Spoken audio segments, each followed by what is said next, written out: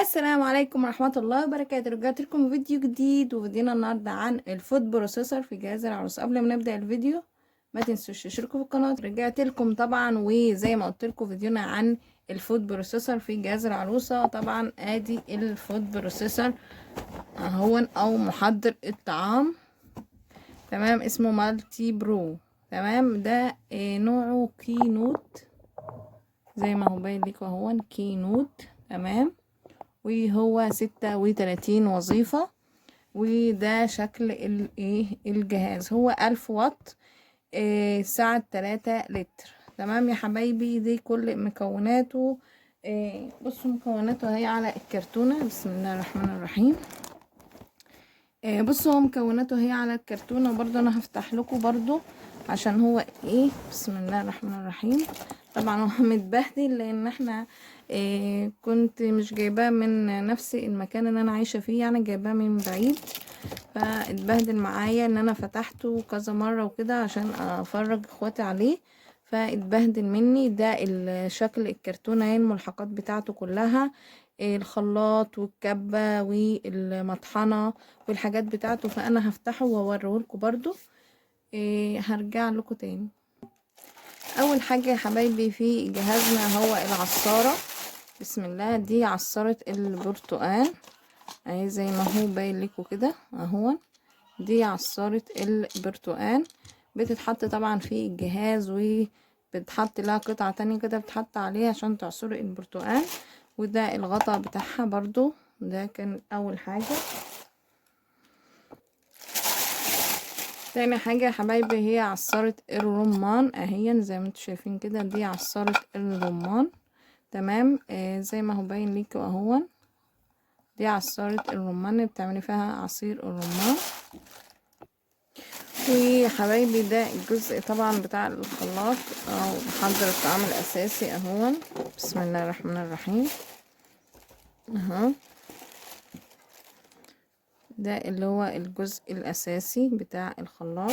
تمام، ومعاه برضو حبايبي دي الكبة. بسم الله الرحمن الرحيم. دي الكبة بتاعته، وده الجزء اللي بيتحط من تحت وتركب عليه الكبة. انا طبعا لما فتحته كده لزقتها ببلاستر عشان ممكن مثلا وهما بيفرشوا او بيرصوا الحاجة وكده ممكن تضيع منهم، لان دي اساسي في الخلاط لو ضاعت خلاص كده. فانا لزقاها هو. تمام، هي بتحط كده. بصوا لازم اهم حاجة وانت بتعمليه ان هو تسمعي صوت التكة كده اهو. مادام سمعت صوت تكة تمام، هو بيشتغل كده بعد سماع صوت التكة. تمام يا حبايبي. معاه برضو تاني. دي الكبة الصغيرة، يعني دي معاه كبة كبيرة هي، ومعاه كبة صغيرة اهي. دي الكبة الصغيرة بالسلاح بتاعها. لو انت مثلا تعملي بصلة تومة حاجات بسيطة وكده، مش محتاجة ان انت توسخي بيها الكبة الكبيرة، بتتحط فوق الكبة الكبيرة كده، وبتحط فيها الغطا. ده الغطا بتاعها. ده الغطا بتاع الكبة اهو. ومعاها طبعا 3 حاجات اهي. ده اللي ممكن تستخدميه، دي بتحط اللي هو بتحط كده عشان تقفلي بيه. وده زي بتقفلي برضو كوب معياري اهو. كوب معياري كده اهو 80 ملي، بتعيري بيه وبتضغطي بيه برضو كده، وبتقفلي بيه الملحة الغطا بتاعك. بتحط طبعا انا عشان حاطه البتاع فحايش يعني وكده، بس برضو لازم تسمعي صوت صوت التكه. تمام يا حبايبي، انا مش عايزه اطول عليكم الفيديو. تفتحي كده مع الجهاز كمان. الجهاز معاه الخلاط. تمام، ده الخلاط. فيه هنا طبعا غطا اهو بتفتح كده. ده لو انت عايزه تسيبي الحاجات فيه جوه الخلاط يعني كده. تمام، جاي معاه تاني. جاي معاه المطحنه دي المطحنه. تمام، المطحنه دي طبعا ممكن تكون مشكله في الجهاز ده، ان هو الكبه قصدي المطحنه والخلاط بسلاح واحد بس اللي هو السلاح ده. تمام اهو زي ما انتم شايفين كده اهو. بتحطي الخلاط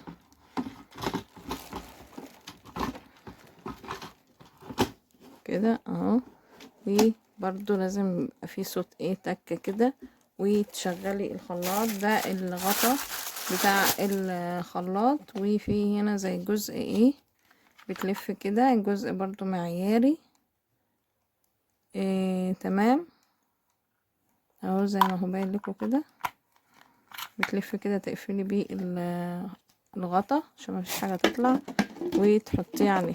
تمام يا حبايبي، ده كان بتاع الكب، ده بتاع الخلاط اسف. ده بتاع بقى المطحنه. مثلا لو انت طحنت اي حاجه هنا في المطحنه ممكن تغطيه بالغطا ده كده كده وتعينيه بيها مثلا في التلاجة برضو مش هيحصل له حاجة. والغطا مكتوب عليه حرف الكيك من كنود. تمام جاي معاه ايه برضو يا حبايبي، دي الكبة اهي. تمام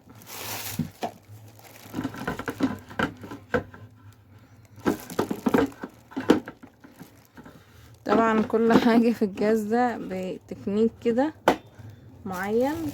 تمام دي بقى ايه العصارة اللي انا وريتها لكم بتتحط. تمام برضو دي لازم بالتكة كده برضو.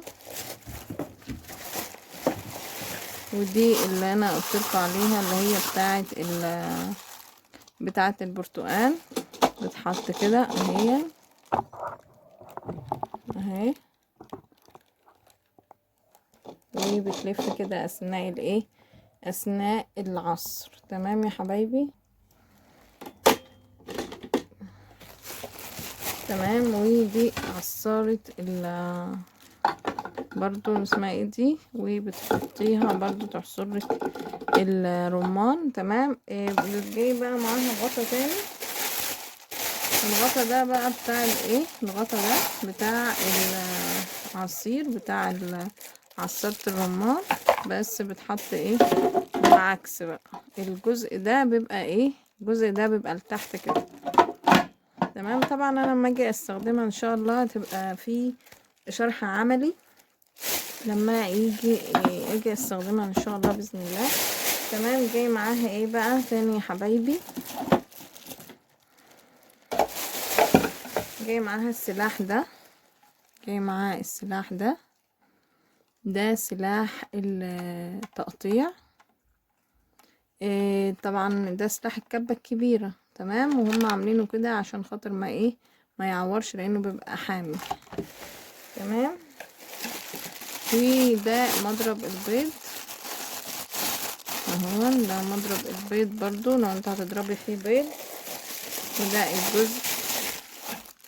الجزء بتاع مضرب البيض اللي بتحطيه فيه من هنا كده. تمام من هنا كده بتحط هنا واحدة وهنا واحدة. تمام يا حبايبي. وجاي معاه ايه كمان، جاي معاه السلاح بتاع العجن، بيبقى سلاح بلاستيك كده اهو للعجن. طبعا انت بتعجني فيه كمية بسيطة مش كمية كبيرة، بيبقى بلاستيك بالشكل ده كده. وجاي معاه ايه كمان يا حبايبي، الكرتونة دي فيها 4 اسلحة اللي هما بتوع التقطيع. طبعا بتوع الايه السلطة، قشر الخيار والجزر والطماطم والبطاطس اهون.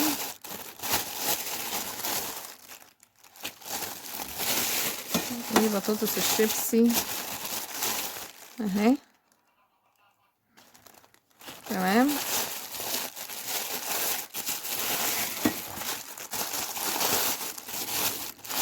اهي يا حبايبي. طبعا بتتعمل على دي بتعمل ناحية واحدة.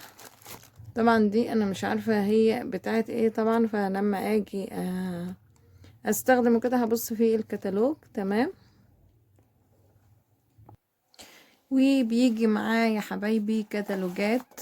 تمام في كل اللغات طبعا فرنسي انجليزي، عربي، حاجات من دي اهون، واللغة العربية اهي موجودة فيه.